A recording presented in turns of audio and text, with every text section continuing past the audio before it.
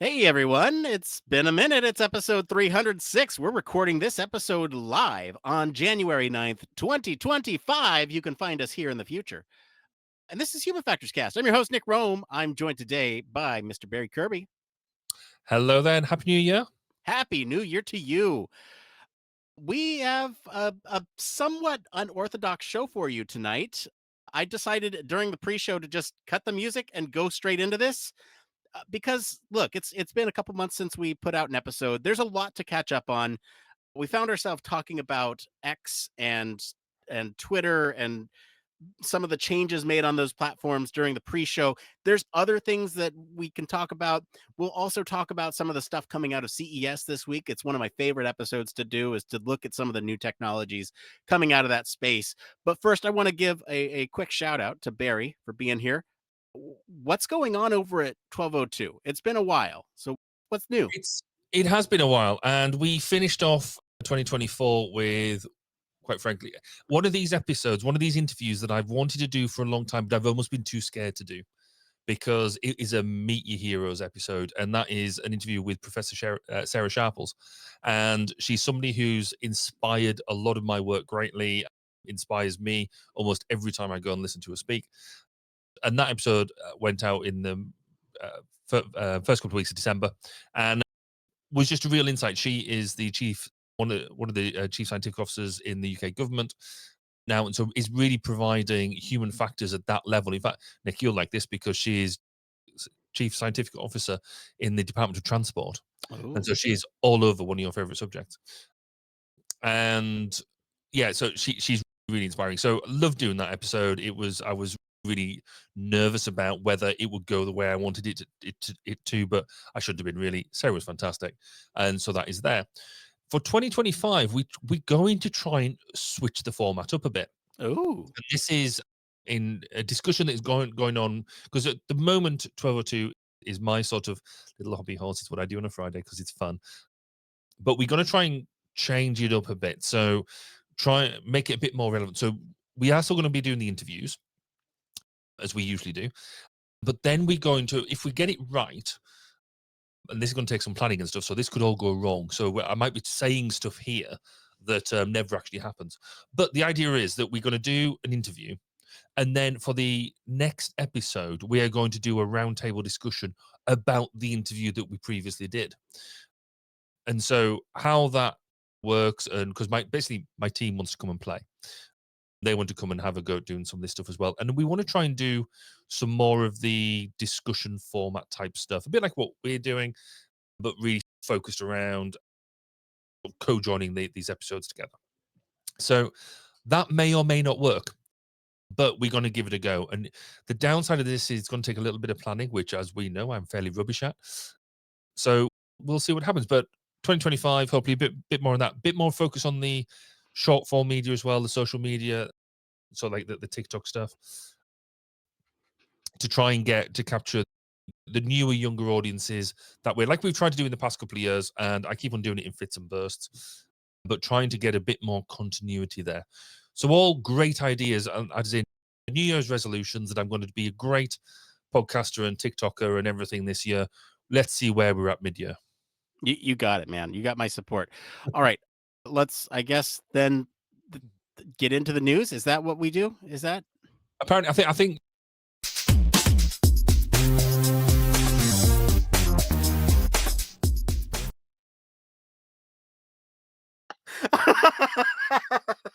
Sorry, Barry, I cut you off. dude, a couple of months out, and then you I'm just just a pressing the internet oh button over my here. god. Oh, geez. All right. So, like I said, this one's a little weird. We don't really have blurbs prepared, but there's a few things that I think have happened in the last couple months that at least are top of mind for me. And one of these that I was about to bring up in the pre-show, but I thought would be great for content here in the main show is, have you seen that Facebook and Instagram Meta has put out these AI people on their platforms? No, I haven't yet. I've heard about it, but I haven't actually seen the thing. So educate me. Sure. So the gist of it is that they have these AI profiles that are completely generated by AI. They have a complete backstory. All their pictures are generated by AI. And the whole purpose for this is to basically drive engagement, right? So these profiles would engage with content and strike up conversation and hopefully drive other real users to come to these posts and engage with those profiles. It's all in an effort to drive engagement. And it's wild to me. There's been a lot of pushback to say, "What the hell are you doing here? What is what is this for?" And so I think that's a fascinating thing to me because it relates back to the dead internet theory and all Mm. the whole of is anything that we're interacting with here real? This is when it first came up, I was intrigued by it because on the one hand, I got it because it's a bit like if you're just the lone voice shouting out into Facebook space, and you're not, nobody's hearing because you need some of that interaction to make it work. We often strive to, we do it here.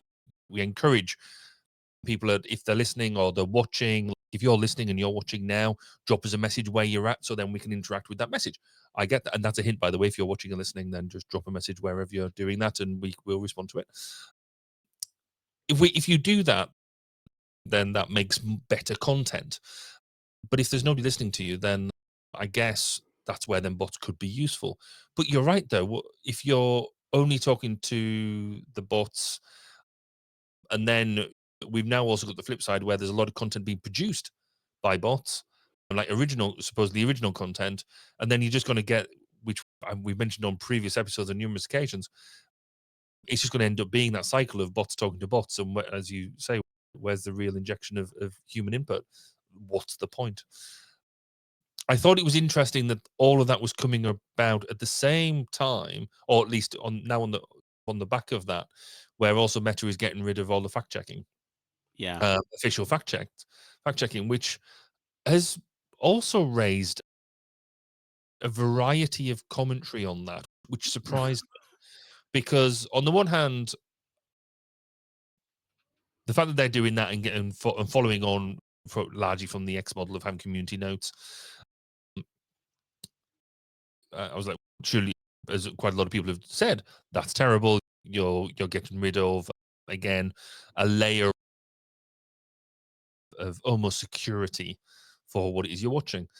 But then somebody else made an interesting comment that I don't think it was I think they meant it more funny, but I think actually holds true. When you're in a pub or a social situation and people are chatting around you, you don't have somebody else sat there fact checking everything else that's going on in your local gossip group, but yet you still manage to, if somebody's saying something that is largely complete rubbish, you can call them out for it or you can disregard it.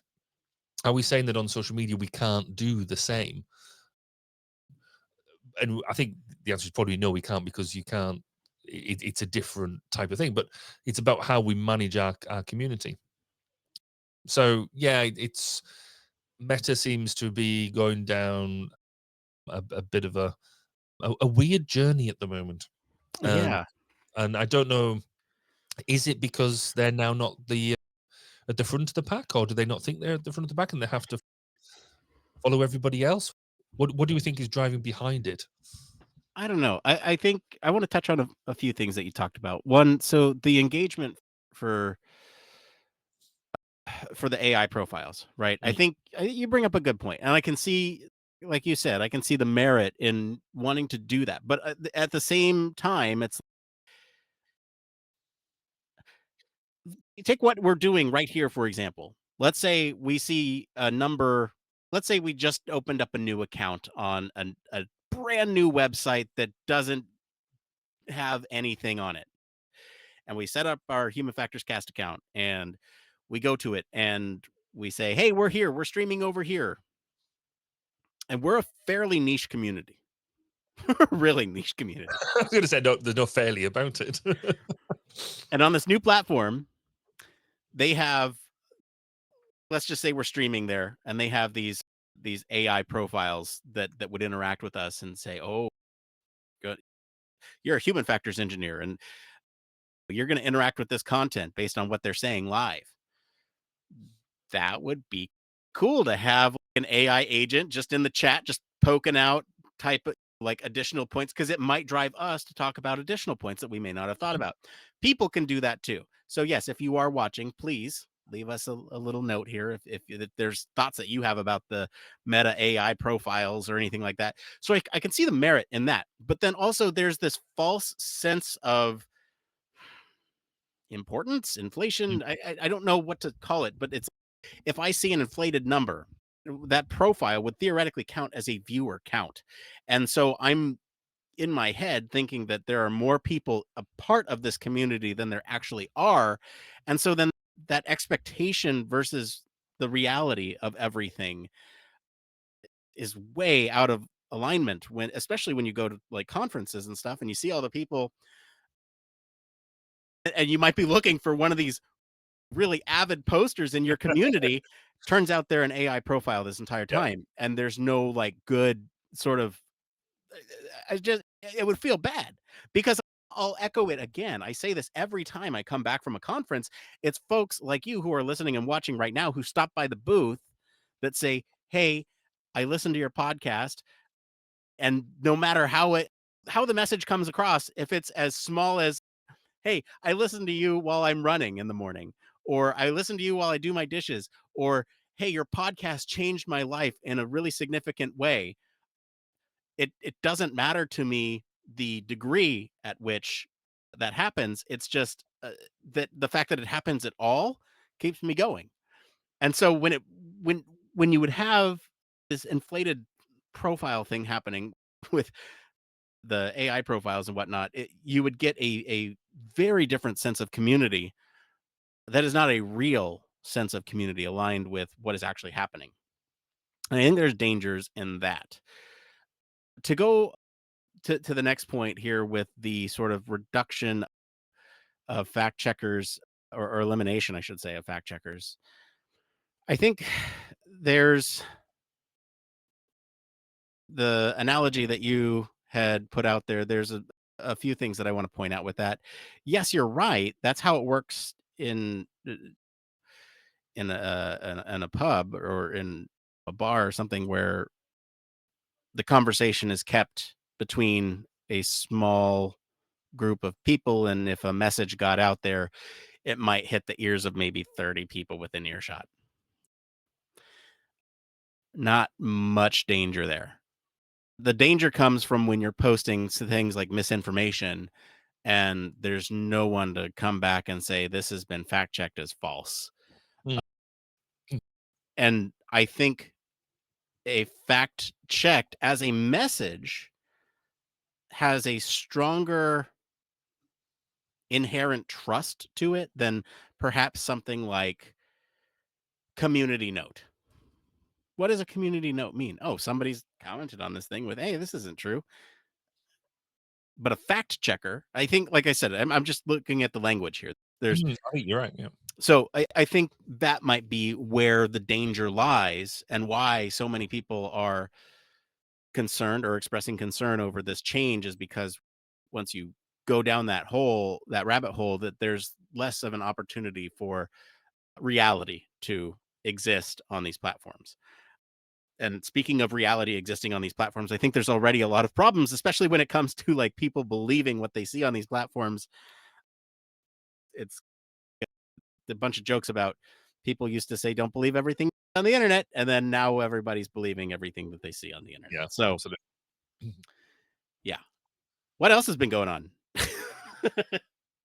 It's we were talking about in the pre-show, which is I think what triggered a lot of us getting into this, is the growth of Blue Sky as a new platform.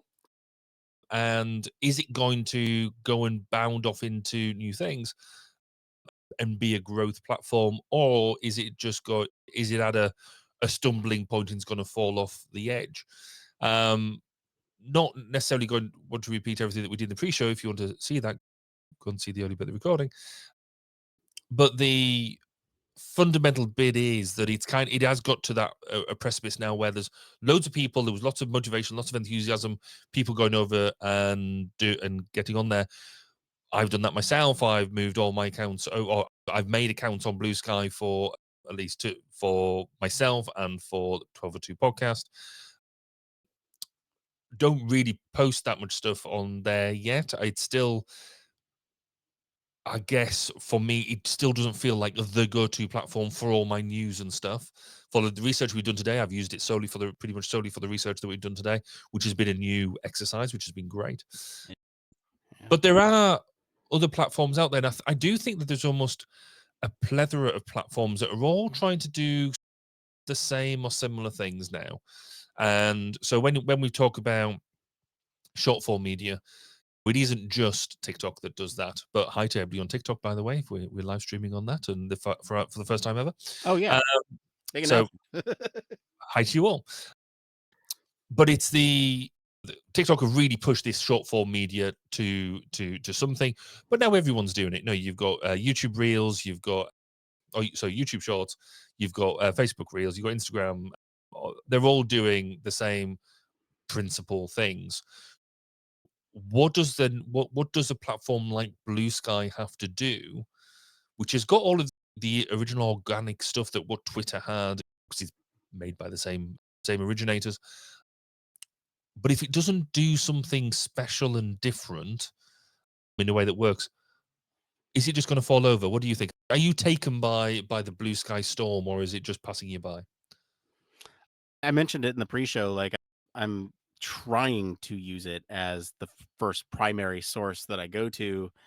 But what's happened, and especially, I'll mention this as a segue to the next part of this, is Mhm. that there's a creator that I like to follow on X that has posted a huge breakdown of all the things that they found at CES.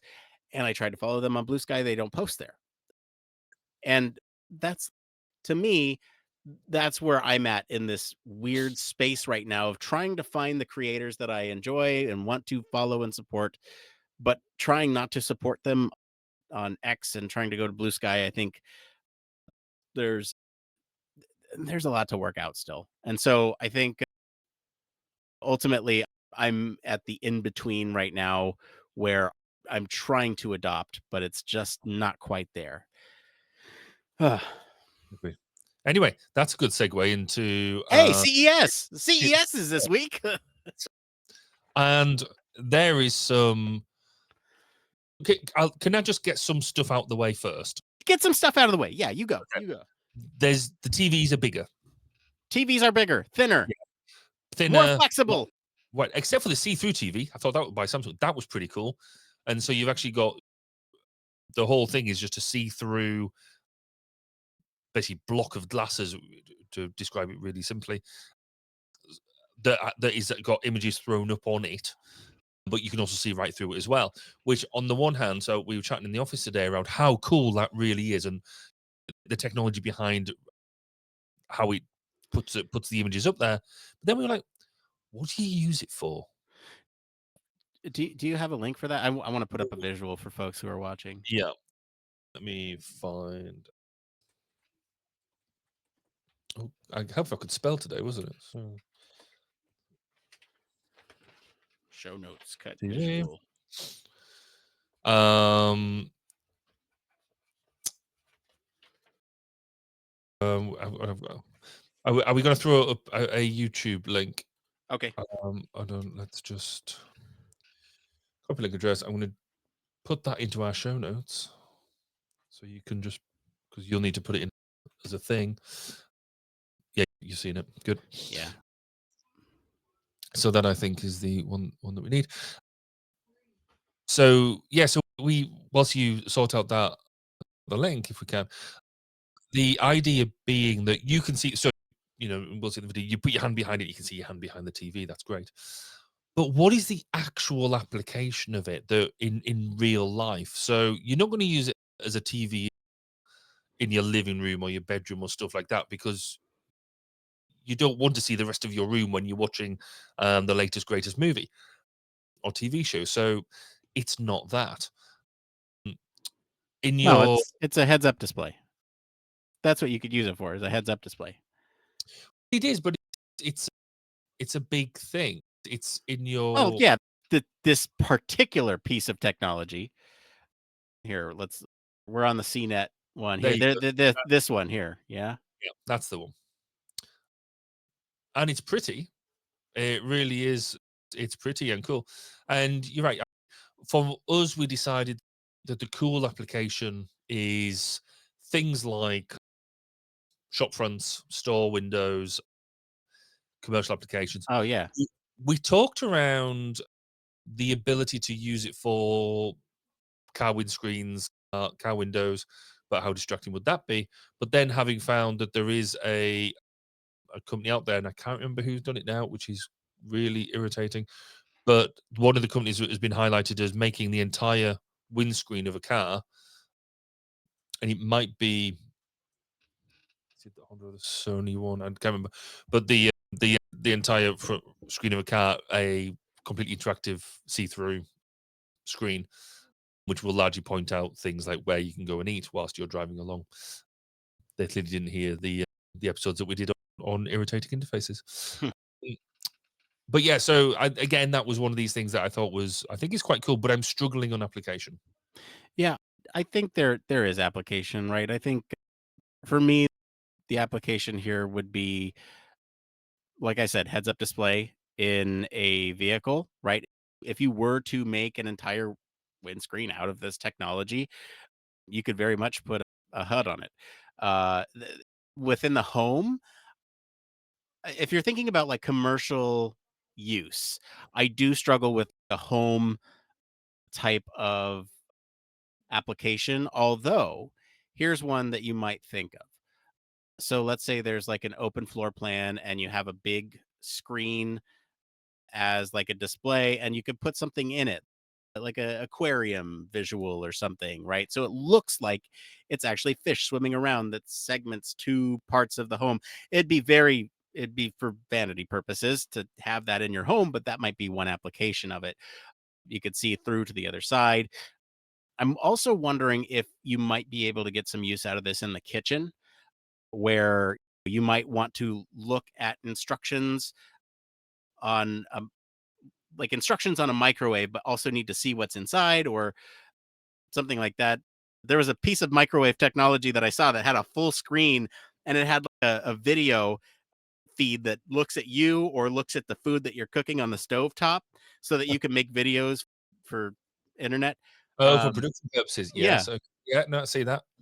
So that idea might be there of using this see-through screen as a microwave cover so that way you can look at how to cook a how to cook tutorial while you're obviously right now we're at a cost prohibitive stage, but in the future when this technology becomes more readily available, there might be more applications like that to help with that type of thing.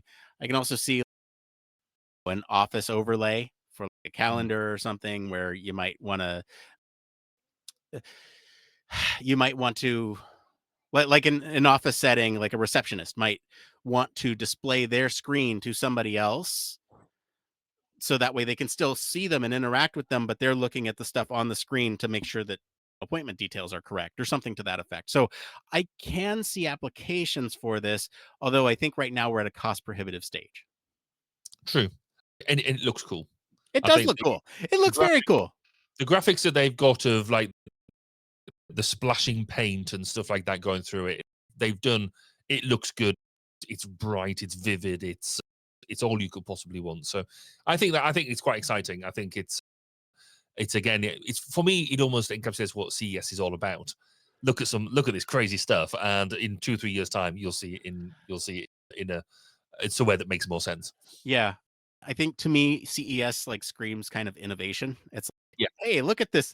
Look at this battery. This is another one I saw. Battery powered TV that suction mounts to any surface in your home. And it's on a closed loop. So when the battery runs out, the TV falls off. Anyway, but it's like, what are the applications for that? It's a battery powered TV that you can take with you while you're camping or something. But like, you would never use that stuff in your home. But that technology might be actually very useful in the future if you have a handheld size that's something that displays videos and you can just keep in your oh wait. Yeah, yeah, exactly. So what are we doing here? So in the same breath, I'm going to say that that has large implications for like battery capacity and what types of things can we power by battery for long periods of time. Now we're at TVs. Great. We're at cars already too. What else? It's so yeah. So I guess I kicked that off by saying TVs. They're bigger, they're better, and that's true. That we're now boasting much larger TVs, which I think is great. But I think we've almost got, it's a bit like phone sizes, isn't it? We've got to peak useful phone useful screen size. Yes, we're going to get the exceptions that are super large TVs for larger applications, but for domestic, for use in the home, do we need TVs to go much bigger? I Let's don't. before we move on, let's talk a little bit about more of some of the display stuff because I think there is some interesting tech going on here. Do you see these micro LED displays that from Samsung that are basically like they stretch and they're basically like bubble screens. They stretch. Yeah. And Um, and again, cool, well, because anybody who's had to do anything to do with display referencing or looked at them technologies and early days of having to look at if you could put a screen somewhere and keeping it perfectly straight, not putting any tension on that screen whatsoever, because it'll crack if you in depending on your application. Seeing things like that in a way that makes it so fluid, and that's the only word I could use to describe it for me, was the way that it's making that what is typically a very rigid thing just so almost organic in a way. I just think looks really cool. How to actually utilize it from a design perspective? Mm, yeah, yeah, it'll take I'm someone smarter than me to do that. yeah, But here's the thing though. Here's the thing that like really just gets me excited about something like this because you and I are scoffing at it. We're making jokes about it, but then there might be somebody else with a very specific domain and a very specific application that looks at the same thing and goes, "This is it. This is the thing that I've been looking for that's going to solve the problems that I've been trying to solve." yeah. And that's what I love about it. Look at the for me a brilliant example of that sort of technology is that big glow ball thing in Las Vegas. Oh yeah. Uh, and it's a similar sort of thing. Why do you need a 360-degree display both inside and outside? But it's brilliant. With the stuff that the imaginative way that they're doing different types of I saw a video of how they welcomed in the new year, and they with like this sort of robot type thing smashing its way in to let in the new year into the thing. And I was like, that's fantastic. It's a really good example of a sort of a technical, because the amount of power taken to do all that display is incredible. Um, but yeah, so this is along the same sort of thing, uh, almost as an extension of that. And I don't have it. I can't remember which laptop producer has made it, but an extending laptop screen that Oh, I saw that. Yeah. yeah, It's got that flexible tech that I was telling you about, the flexible TVs, and it basically pushes up on the hinge to extend the screen so that way you have more real estate vertically because it has a bent screen coming down that pulls up. Really cool. yeah. So it turns it to about, I think it's a 20-inch high la- portrait screen. Fantastic. It's the sort of thing that when you're going out with a laptop and you want to sit and do more document editing or even like media editing, things like that, you need that extra space. But Yeah. there's been lots of devices at the moment where you can easily carry around a second screen and things like that. But that just been basically unrolling and the screen a bit taller when you've got the space to do, so, but it's still being transportable. I like that quite a lot. I think we'll see more of that sort of application as these flexible screens become more durable. Yeah. I'm trying to get a visual on that one because it's hard to explain just how crazy this tech is if you don't have a visual for it. Yeah. Here's the Yes, that's the one. Yeah. extender. There it is. Yeah. So it has a foldable screen down there, or not foldable, but flexible screen, and you just push it up and it works like that. So pretty cool stuff, man. Like, But it's a super sharp screen.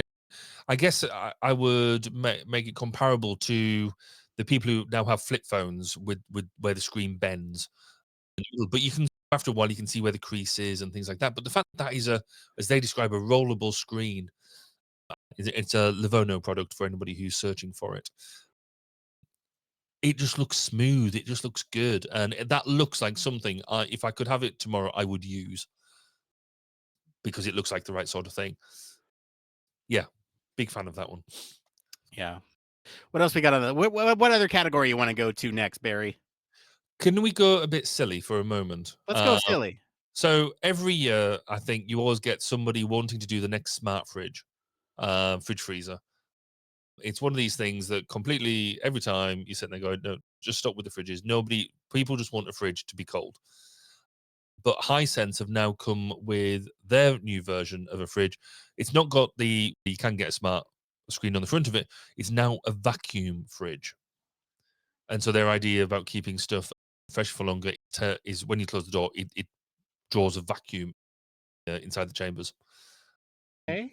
And I'm like, are we just trying to do more to solve a problem? Now, unfortunately, the article I tried to, and I've linked an article in our notes, but it's in Spanish, and I don't read Oh, Spanish. So I was hoping to get into the detail of it a bit. no Um, conoces and be able español. Okay. to, and the when I've used the the browser to do some translation, that's a bit questionable. But as seems to be the buzz all the way through CES this year, it's got AI built into it, of course, but it's got things like dish designers, food recognition, meal planners. But this has all been part and parcel of smart fridges, or what the ambition has been for smart fridges for eons, and never, and people never seem to use these sort of concepts in the way that designers want them to. But this idea about having the vacuum piece into it, I just thought was really interesting. I'm just thinking of the lawsuits. The moment a small animal or a child climbs into one of those things and it vacuum seals the living thing. I it's is there AI built in to understand what's in the fridge? Yes. Because when you vacuum things too, especially liquids, like you're pulling all the air out of it, and so is it gonna? How does it? I don't know. Yeah. I, Lots of questions. Lots of questions. I hadn't seen this one, so thank you for sharing that. so let's stick with the whole domestic product, because robot vacuums. Robot vacuums. Oh my gosh. Yeah, you see this one from who is it? Robo Rock? It's the Robot, one with the arm? The one with the yeah. arm? Oh my There's gosh. which is I thought it was. It just seems to me that somebody's watched a few episodes of Robot Wars, and can we domesticate them? Can we tame Robot Wars robots to come and be our servants around the home? But yes, again, to try and paint the picture, it is just anybody who's seen the current trend of having the robots in your home, small disc-like things with wheels on, trundle around your home and are your vacuums. And I think now have become quite affordable. The ones that are out there are fairly decent. The level of quality is hit such that it's not just a specialist thing, and so that's fine. So what is the next step? And that is to have a robot arm coming out the top of your your RoboVac that can then do the dusting at the same time, or can move objects out the way and things like that. Yeah, they're trying to do like these all-in-one approaches. So there's this robot vacuum that we just talked about, the one that sort of does the extender armor come down and pick up a sock out of the way. But I wonder, there's questions I have about how strong is that grip strength? What happens if it detects something fragile? Like, how does it handle those types of things? What kind of decision making is going on in the? But then there's also another company that's doing another robot that is more geared to be that all-in-one solution. It's called what is it? SwitchBot. Oh, I Switch. haven't seen this. Have we got imagery? Yeah, we got SwitchBot here. Let me let me pull up SwitchBot. Just give me one moment, and I will get a visual for you. But SwitchBot is a multitasking household robot that basically it looks like it's one of these all-in-one things. It's got vacuuming, organization, air purification, monitoring for pets. delivering your food while you sit on a couch. So here, let me get the visual up so we can see it. Give me a moment. Yeah, here we go. See, we need like producers in the background to do some of this I know. stuff. Hey, B-roll, please. B-roll. Come on. B-roll. Oh, Yeah, so you can see it's made up of these different parts and components. And so you take, okay, it's got organizing and it's meant to be this all-in-one solution that's like modular in some ways and can do some of these things that we're talking about. So not only picking stuff up, but hey, look, we also have R2D2 from Return of the Jedi delivering drinks and cooling, patrolling. Look at that. You got a camera on there. And all the while it's vacuuming. And hey, you want a telepresence? You got it. Air purifying. All right. so whose product is this one? Oh, who is this? This is Because that looks similar to so that's Circuit. There's Circuit. a Eufy product, EUFY, where they've got a 3-in-1 robot vacuum, which they're claiming is the world's first detachable combo robot vacuum, which it can't be true if you've got this one here. But it did win the 2025 Best of Innovation Award. That's Oh. which is interesting. But again, not too dissimilar to what we've just seen. It sort of it brings in it can clean your home or become a a stick vacuum for you to use or a handheld vacuum when you want to use it. So it's not just an autonomous beast. It is something that you can pick up and use at the same time. So that's where the combo bit comes in for that. So interesting. Yeah. At this time, I'm going to take just a quick pause. We've been talking a lot about the stuff that's interesting to us, but if you're watching live, or even if you're not watching live, leave a comment wherever you're watching or listening. Let us know what kind of crazy things you've seen coming out of CES, what you're excited for, what you think is just absolute dumb. Like we would love to talk through what you're interested in. So just leave it in the comments and we'll bring them in. All right. Okay, so we did robots, we did fridges, we've done displays. What else you got? Cars. Let's talk Cars. about cars. So two cars have launched themselves at CES. Both Honda and Sony have produced electric cars, which they both bought out. I think Honda's is ready to go, and basically straight after the show, you can order one. And I think Sony's similar, and we've talked about this a lot. It's just a bunch of touchscreens and wheels and motors. They look space agey. They look quite cool that way, but fundamentally, they're just not enough switches. There's not. They're cool concepty cars that look great in a bit of glitz or a future movie, Demolition Man or something like that. Am I hearing But I you don't. correctly, Barry? Are you saying, damn Yeah. it, give me buttons and switches? I want my car to look like the inside of the Millennium Falcon cockpit where you just have. N- don't put words into my mouth. Uh, Okay. Oh, no, sorry. That's what I want. That's what I want. no, I want that happy compromise. I'm a big fan of using, as we know, as we've discussed on many occasions. I do like a good touchscreen in the right application.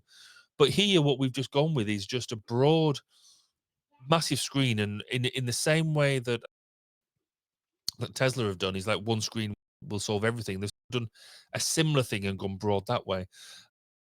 And I don't see where the innovation is in that. I don't see where they're not listening. They're not. We could do some really cool stuff with touchscreens, with the different types of displays we were talking about earlier. But also, where is the usability? Where is the consideration of safety? It feels like they're all coming in again and saying touchscreens is the way ahead. Oh, by the way, we've got to put some hardwired switches just to appease the health and safety law.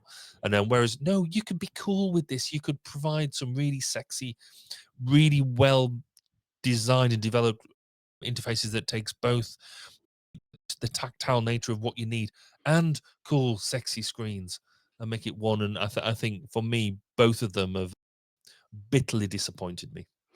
You know, Yourself? what is a cool thing that the company's doing here, BMW, they have this concept here called, oh, what is this? This panoramic drive? Panoramic Mm, iDrive. It's basically a heads-up display that goes in your car, and I think this to me is like one of those things that if this technology could be ported to other cars, existing cars, this could be really cool. But essentially, they have the touchscreen, but then it projects a heads-up display onto your windshield. It's a cool technology, I think. It's not clear to me whether or not this is built into their models. I would assume so. It looks like it could also be an add-on feature to other models. Does it only work with BMW products? I don't know, because it could be something that's really cool applied to a bunch of different with all the buttons and switches that you're asking for, Barry. yeah, yeah. What's interesting is the shape of that screen in the middle. I hate that. If you Tell me if you more. if you're going to have an offset geometric shape, make it curved because it just that just implies a lot for me. It aesthetically, it's a lot more pleasing than just some straight lines or what looks like badly designed lines. Did you Uh, see? God, I wish I could find it. There was a curved display that was like hugging the interior of a car. That here, let me see. Flexible displays, CES 2025 car. I don't know. Like this, you got to see this because it's so cool. Those flexible displays that we talked about earlier with the laptop. There's there's one application where it actually like molds to the display within the within the vehicle, and it looks really convincing because you can see it like just completely morph into the dash. It's really neat. it's again things like that. I think are really cool. But then from our perspective as designers, when we come to do the design of the user interface, specifying that sort of thing is going to be challenging, which is a challenge Oh yeah. I How do you want to be. spec for 3D space? Yeah, I want to be a part of. I want to play with that technology and let's bring it on. But yeah, I can see the ability to try and spec that out for the developers in the way that you want is going to make our job that little bit more interesting and harder to do. Yeah, but an interesting challenge because I wonder if it's still on an XY grid, and so you design it in 2D space, but understanding where those curvatures are in a 3D, that's all super cool. Do, you talked about this in the pre-show since we're do you want to talk about the flying vehicle that you had mentioned? Yeah, so not only have we now got flying cars, we've got flying motorcycles, which I think is just epic. So the Richter Skyrider X1, the name that just rolls off the tongue, it's the world's first flying electric motorcycle. It's going to cost you the best part of $60,000. So if you've got 60 grand sitting around, then it will give you a range of about 40 minutes. 40 minutes flight to at a speed of around 60 mile an hour.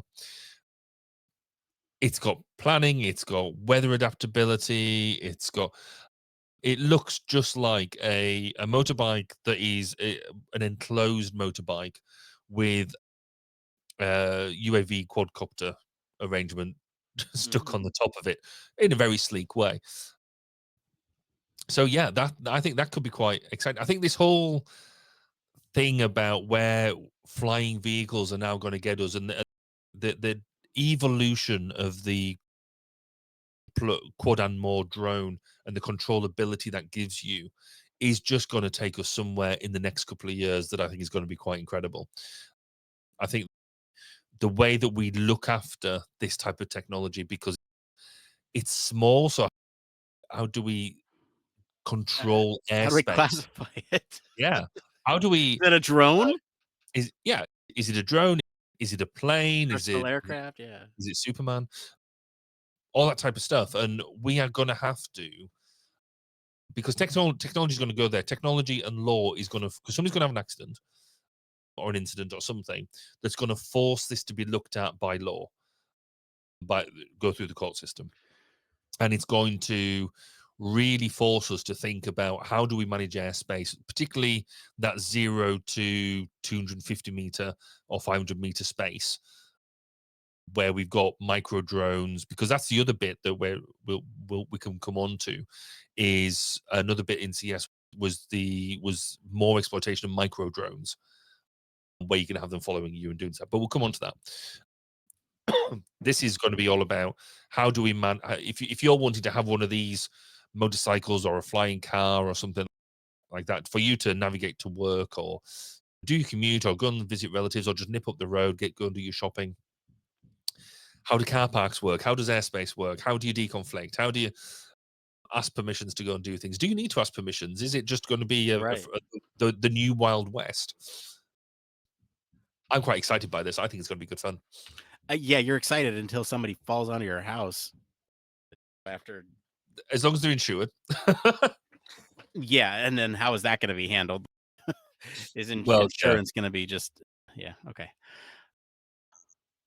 But I do wonder whether we're at the same point now of when the first motor cars started hitting the roads, because obviously when they started doing that, going from horses and things like that to faster vehicles, which then accelerated, forgive the pun, and road safety had to catch up. And it's what we're doing now, that autonomous vehicles are now, and we're having to catch up with road safety to make that happen. And the likes of the companies who are developing them are forcing us to think about it in a way that's quick. And if we don't catch up with the thinking, then they're just going ahead anyway. That's going to be the same with this. That's going to be the same with these type of technologies. That it's becoming more achievable easily, and then you're going to get people building their own, and that's, we're just going to force all sorts of things to happen. Yeah, I think so. I'm taking a look at some of the other stuff that came out of this. Are there any other highlights for you, Barry, that you can think of here before we start to wind down on the tail end of the show? So glasses seem to be quite popular. Oh, yeah. So there's a few different glasses in play. One is by a company called Venture, and I was quite taken by these for just for simplicity, and the idea is that they are just a pair of glasses, and you swipe backwards and forwards on them to either increase or decrease the polarity. So the way, so your ability to see through them, so the polarization of them, and on the one hand, we have that automatically anyway, because you have the glasses that when you walk outside automatically polarize, and when you walk inside they go clear. And this is just allows you, the way they're selling this just allows you a lot more control. It's not necessarily new technology. You can have it in office walls already, so glass walls, you can press a button and they go opaque, but they're now in glasses. That was one thing, and then there's been a few more where they've jumped on the basically the next evolution of Google Glass, where you've got monochrome and color displays doing things. And the ones that scared me most, I say scared, but and I just Excite, can't, excite, excite um, you. unnerve me maybe, are the ones that you can wear, and they've got all the recognition on them, and will be doing the automatic translate language translation for you and all that sort of stuff. So that means, on the one hand, that automatic translation is brilliant. I think it's a really good idea, because the globe is a much smaller place. Now, somebody who's currently trying to learn and failing to learn Japanese, I think just having that sort of thing to be able to do it is great. But we then taken the issues that we've already talked about quite a lot on smart speakers and smart homes. We're going to be taking all them issues of safety, security around with us all the time. Yeah, clearly glasses are an interesting topic about how much technology we're throwing to them. Yeah, have you got any last things that you want to throw up? Yeah, I think I can do a rapid fire of day 3. So today we're recording on day 3. There's still another day to go, so there might be some more announcements that we're missing here. But I think one of the other biggest themes from this year's conference is, to nobody's surprise, AI. And I think they're using some AI in some interesting applications, especially when it comes to, you know, they're trying to put AI in everything, right? But beyond that, how they're using it, especially in like these virtual environments, which is really near and dear to my heart because virtual environments mean video games. And so there's a lot of new sort of ways in which they are using AI to run simulations on characters in video games or to map character voices to their faces, so that way there's less animation cost involved with something like that, especially when it comes to localization. There's other cool things that are going on, how to have a co-playable character, which, as far as I understand, it's like someone that you can switch to, but has their own autonomy when you're not on them. That's an interesting application. There's another one here that came out of CES it's called Runner H, and it's an AI agent that they are advertising here. And basically, if you're unfamiliar with what an AI agent is, it will take a goal of yours and attempt to do that goal. One of the examples that they use is, I'll be at CES in 2025, book me a room in Las Vegas, search for anything nearby. And so it'll communicate with you what it's doing at every step of the way, but it'll go out on its own and it'll go and look up its own websites. It's going to take control of your computer. It's going to click on the buttons and do everything for you. And it'll pause at multiple steps to get user confirmation to say, hey, this is what I'm about to do. I'm about to book you a hotel room here. Is that cool with you? Cool. They've done everything for you. uh, what kind of events do you want? Choose one of the three. Hey, I got a show here. And then, oh, book me a conference room. And then it'll look through all the conference rooms and book it. So, like, you can actually set it off to do tasks, is essentially what an AI agent does. And so I think this is an interesting thing, especially when it comes to trust in a system, because there's going to be some crazy things that happen when an agent starts being in control of the things that you're looking at. I am going to look through this day 3 thread to see if there's anything else in here that we haven't already covered. Looks like some of this stuff is old, but horometer, measures hormones quickly using saliva. There's a lot of health tech too. There's a new full body scale and mirror that communicate what your vitals are and your breakdown of your body from why things, which is cool. AI wearable for productivity. That's not going to do anything. Sorry. I'll jump in though. There seems to have been a few, which I meant to mention, robots and companions. So there seems to be quite a push on having your robot companions that can send you around hotels and act as concierge and things like that. But they do seem to be a bit like what Google Glass used to be, whereas everyone's got one, no one knows what to do with it. Again, I thought was interesting. I just thought I'd throw that Well, in there. AI companions come in all shapes and sizes. I mentioned this in the pre-show. They're starting to market these full humanoid AI companions that can that look very much like humans, and they are advertising them as they can be your friend or your girlfriend, and they come in all shapes and sizes. Literally, there's another company with a robot out here that looks like Romy. And if you ever played like Sonic and know what the chows are, they're like the little like teardrop shaped robots with eyes on them, and they're cute. They're cute, and they're supposed to be a friend that helps you when you feel alone, worried, or sad, to talk you through some of those things. So literally all shapes and sizes that are coming out of here in terms of AI companionship, more fitness affordable watches, AI, blah blah blah. and oh, look at this, an AI bassinet. Uh, cool. Yes. The yeah, the baby companions and all that sort of stuff. I think there's yes, there's definitely a lot. To to yeah, I think I think there's too many sources to thank for this one, but I'll just name a few here, especially with respect to finding and sourcing these. Who do we have here? Rowan Chung, and we got some stories from USA Today. I'm trying to make sure that we source all these things. Who else was the other one that was really Hassan Tour?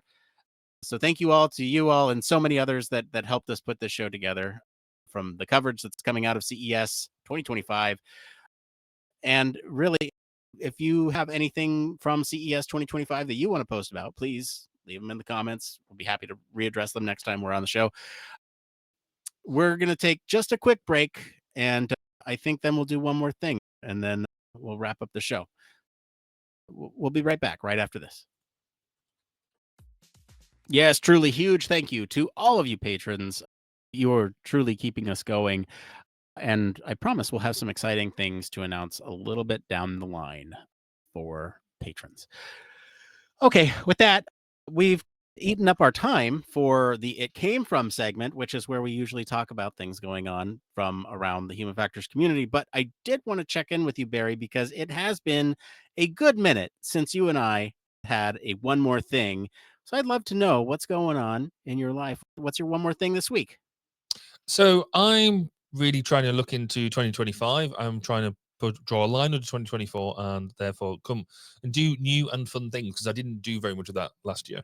So this year is going to be about looking at new hobbies and new ideas. And as my first bit into that, Amanda, my wife, bought me a pottery lesson. So I'm going to going to organize and learn how to do some pottery and something I'm really looking forward to because it's got nothing to do with the day job, though I'm already thinking about ergonomic cups and things like that. But I'm looking forward to doing something that will just enable me to do different things. So I think that's going to be my theme for 25, and I'm looking forward to making that work. You mentioned pottery. I am going to require an image of Amanda holding you like that scene in Ghost. I shall put that request in. I'll, it may or may not work, and it may or may not be terrible. Okay. I figured I'd put in the ask. All right. So for me, I have a lot of things I think that are on my mind. Yeah, you mentioned it. 2024 is behind us. 2025 is before us, and I think there's a lot of changes that I'm looking to make this year. One of which is something a lot of folks tend to try to do around this time is get back in shape. And so, one of those things is my one more thing this week is a really interesting piece of gym equipment that I found and have ordered. And basically, it's hard to describe how this works, but if you have like dumbbells, this is a crossbar barbell with clamps on either end that attach to those dumbbells that you can then turn that bar into a barbell. And so you can bench press with it, deadlift with it, all that stuff. And what really is interesting about this is if you have some of those adjustable dead dumbbells from like a Bowflex or something, which I do, you can combine them in very interesting ways. So you can put the barbell down and then adjust the weights on it and then bring it back up. And you don't have to adjust the barbell or you don't have to adjust the dumbbell on them each time. It's just you're adjusting the weight on the barbell. So it's really cool, really interesting how it works. There's also a kettlebell extension too that you can attach to the adjustable dumbbells. And if all this is confusing, just imagine like dumbbells that you hold in your hands, okay? And those are adjustable, meaning the weights are adjustable. Mhm. So you can change them from 5 to 10 to 15 pounds. And then you put those on the ends of this barbell that you can then. So it's really cool. It's changed how much you can do. So now when I deadlift, I no longer have to hold the two dumbbells next to me. I can just hold the barbell, bring Cool. it up. It's pretty cool. Pretty cool stuff. So so by the end or by mid-year, we're going to be doing podcast topless to show off the new ripped body That's with the new bells. no promises, but that's the hope. That's what we're Fair enough. shooting There for. we go. All right. That's one way of getting the listenership up. There we go. Yeah, we got to do it that way. All right. That's it for today, everyone. If you like this episode and enjoy some of the discussion around CES, I'll encourage y'all to go listen to some of our other CES episodes. Just see how tech has changed over the years. What goofy things were we talking about back in 2020 that are either now obsolete or a permanent part of our life? Comment wherever you're listening with what you think of all the stories this week or what you found most interesting from CES 2025. For more in-depth discussion, you can always join us on our Discord community. You can visit our official website, sign up for our newsletter, stay up to date with all the latest Human Factors news. If you like what you hear, you want to support what we're doing over here, there's a couple things you can do. One, wherever you're at right now, give it a subscribe or leave us a 5-star review wherever you're watching, listening, consuming the thing that we're doing right now. Tell your friends about us. That's the second thing you can do. Word of mouth really helps us grow and helps other people find the show. And three, if you're financially able, I know everyone's finances are different. And so if you're financially able and want to support us monetarily, you can absolutely do that over on Patreon. We'll take your money, but you don't have to do that.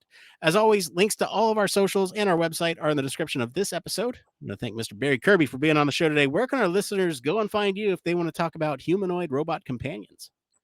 If you want to come and chat with me on social media, I'm now in on Blue Sky. So I'm at bazkirby.bsky.social. You can also find me on Facebook and other platforms like that. So feel free to come and get in touch. And if you want to hear interviews and what we're going to do with 2025, then come and find me interviewing people at the 1202 Human Factors Podcast, 1202podcast.com. As for me, I've been your host, Nick Rome. You can find me all over social media at Nick_Rome, and I'm also in our Discord. Thanks again for tuning in to Human Factors Cast. Be sure to stay around for the post show if you're watching live. Until next time, It it depends. depends.